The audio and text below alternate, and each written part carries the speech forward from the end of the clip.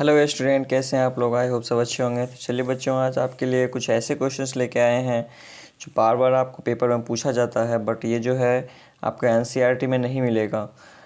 But ये questions ऐसे हैं जो काफ़ी बार पेपर में आए हैं, तो इसको हम बनाएंगे आज, और कैसे बनेगा ये समझेंगे। तो प्लीज़ वीडियो के लास्ट तक बने रहिएगा। और अगर आप चैनल पर नए हैं तो वीडियो को लाइक और शेयर ज़रूर करिए, और साथ ही साथ चैनल को सब्सक्राइब कीजिए ताकि इसी तरीके से और भी वीडियो आपको मिलता रहे। तो समझते हैं कैसे बनेगा ये क्वेश्चंस। काफ़ी अच्छा है और काफ़ी इजीली बनाएंगे। देखिए, फर्स्ट क्वेश्चन आपका कहता है कि in triangle A B equal to 5 centimetre, B C equal to 8 centimetre and C A equal to 7 centimetre, if D and E are respectively the mid point of A B and B C, determine the length of D ई।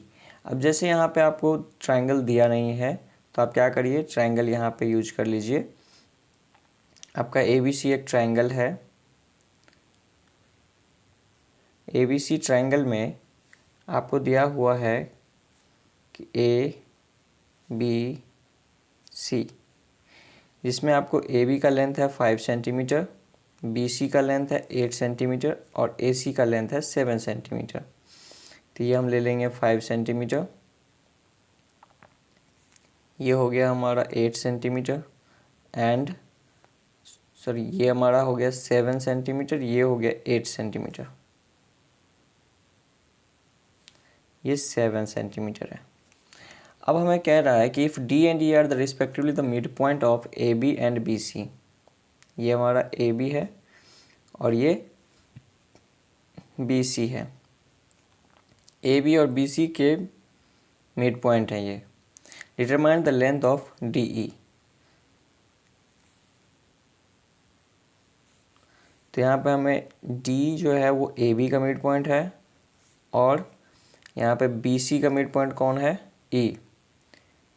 तो हमारा यहाँ पे क्या हो जाएगा कि D and E are mid point of A B. तो आपने क्या पढ़ा था कि अगर किसी ट्रायंगल में दो साइड के मिड पॉइंट को ज्वाइन करेंगे तो तीसरे के क्या होगा, वो थर्ड के पैरेलल होगा और साथ ही साथ हाफ होगा, यानी कि 1/2। तो यहाँ पे देखिए क्या कह रहा है कि इन ट्रायंगल ए बी सी आपको गिवन है D and D are respectively the mid point of A B and B C. तो लिख देंगे D and E are mid point of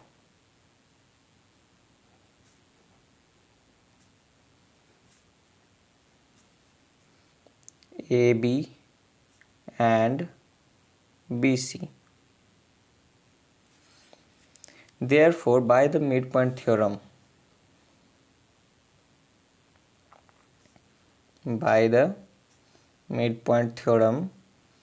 ये क्या हो जाएगा आपका,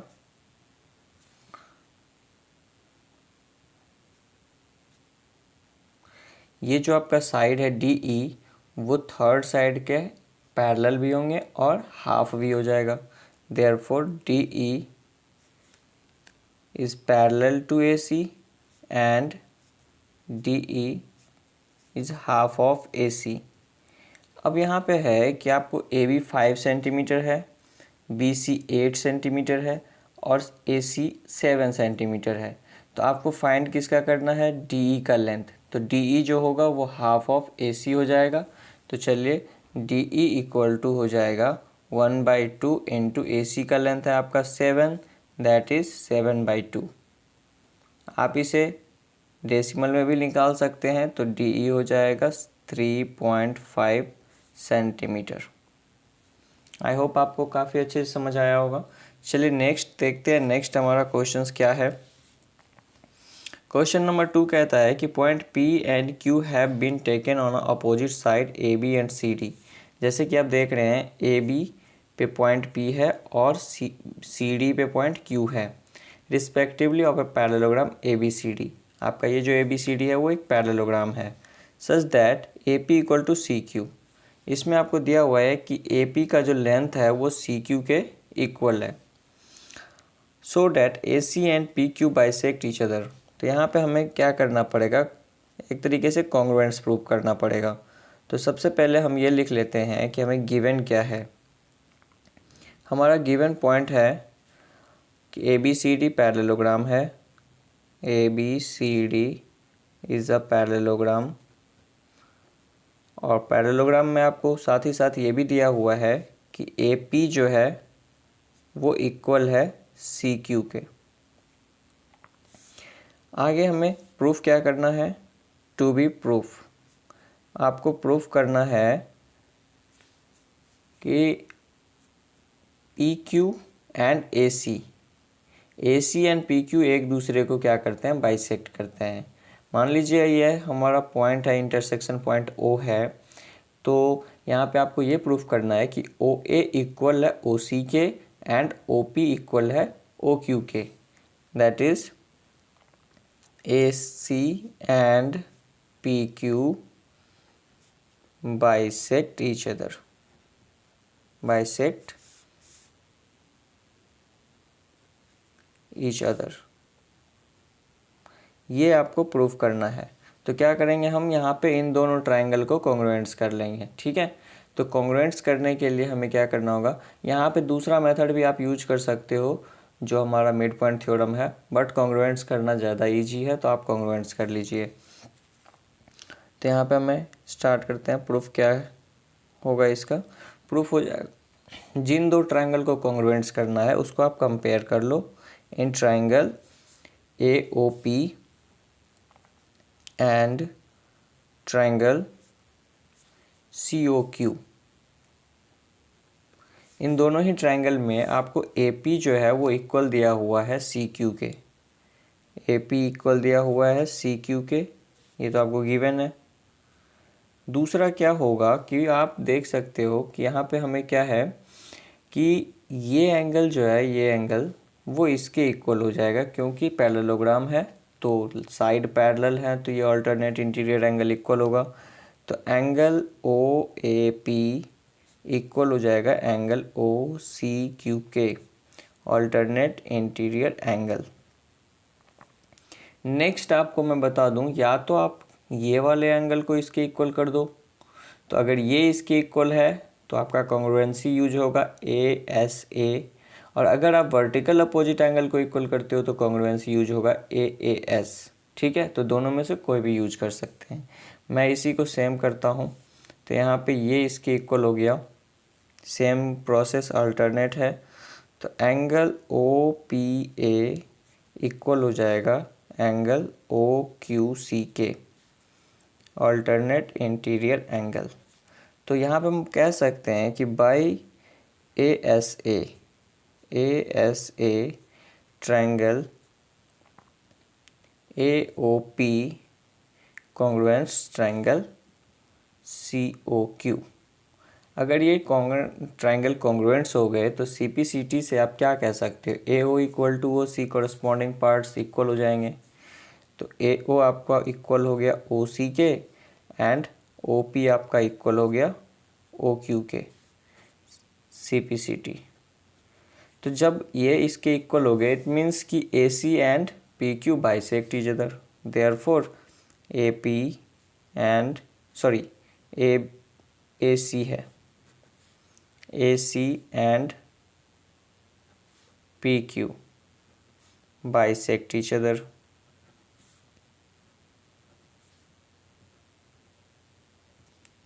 क्लियर? चलिए नेक्स्ट क्वेश्चंस देखते हैं। ये काफ़ी इजी क्वेश्चंस था, आई होप आपको क्लियर हो गया होगा। चलिए नेक्स्ट क्वेश्चंस जो है हमारा थर्ड नंबर, वो कहता है D E F are the mid point of the side B C C A and A B respectively of an equilateral triangle A B C, so that D E F is also an equilateral triangle. तो बच्चों यहाँ पे क्या करना है कि हमें ये दिखाना है कि ये जो है इसका मिड पॉइंट है।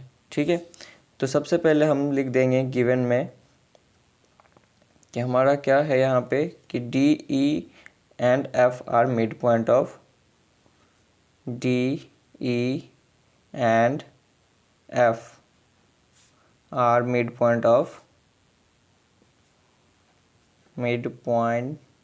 Of the side BC, CA and AB।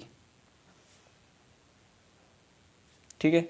अब जैसे कि आपको पता चल गया होगा कि ये जो है अगर हमारा मिड पॉइंट है तो मिड पॉइंट का मतलब हो गया कि हम इसमें मिड पॉइंट थ्योरम यूज कर सकते हैं। ठीक है। और मिड पॉइंट थ्योरम क्या कहता है कि अगर दो साइड के मिड पॉइंट को ज्वाइन करेंगे तो वो थर्ड साइड के क्या होगा, पैरेलल भी होगा और हाफ भी होगा। तो देखिए यहाँ पे क्या है कि हम कह सकते हैं कि इन ट्रायंगल ABC, जब आप ये ABC ट्रायंगल में देखते हैं कि इन ट्रायंगल ABC अगर हम देखें कि आपका F and E are midpoint of AB and AC,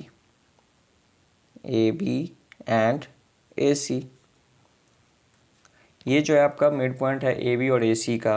therefore by mid point theorem क्या हो जाएगा, EF जो है वो पैरेलल भी होगा BC के और EF जो है वो हाफ ऑफ BC हो जाएगा। तो बाय मिड पॉइंट थ्योरम क्या होगा, mid point theorem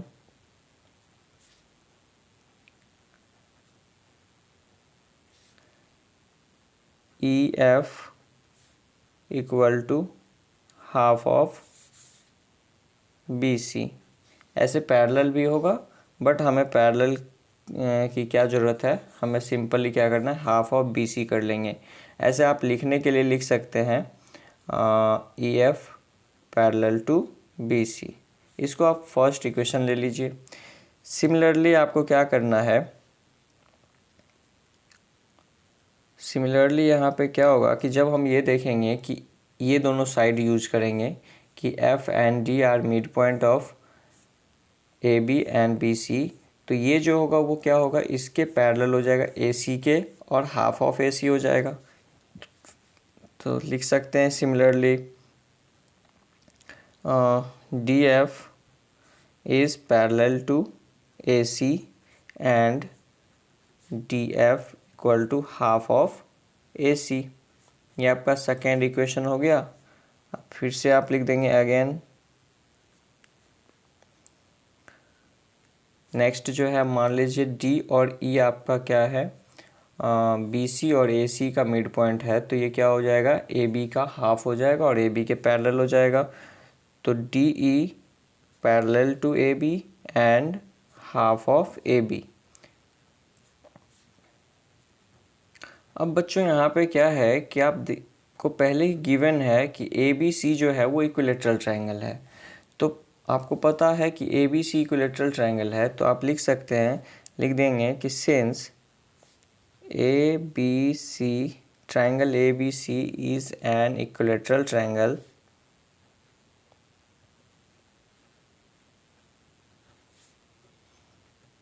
therefore AB equal to BC equal to CD। अब ये तीनों ही इक्वल है। अब आप देखिए यहाँ से अगर आप इसे कन्वर्ट करते हैं तो अगर EF equal to half BC है तो BC इक्वल टू 2 से इधर मल्टीप्लाई कर देंगे तो ट्वाइस EF हो जाएगा। तो यहाँ पे आप क्या कर सकते हैं, ऐसे ही सबको कर सकते हैं। तो यानी कि AB के बदले लिख सकते हैं 2DE, BC के बदले लिख सकते हैं 2EF और CD के बदले लिख सकते हैं 2AC। सॉरी, हाँ, CD नहीं था, AB BC CA है, CA के बदले लिख सकते हैं 2DF। अब यहाँ पे तीनों ही इक्वल है तो कांस्टेंट जो 2 है वो कैंसिल आउट हो जाएगा और फिर क्या होगा, फाइनली आपका DE equal to EF equal to DF। तो आप लिख सकते हैं therefore DEF is an also an equilateral triangle. DEF is also an equilateral triangle।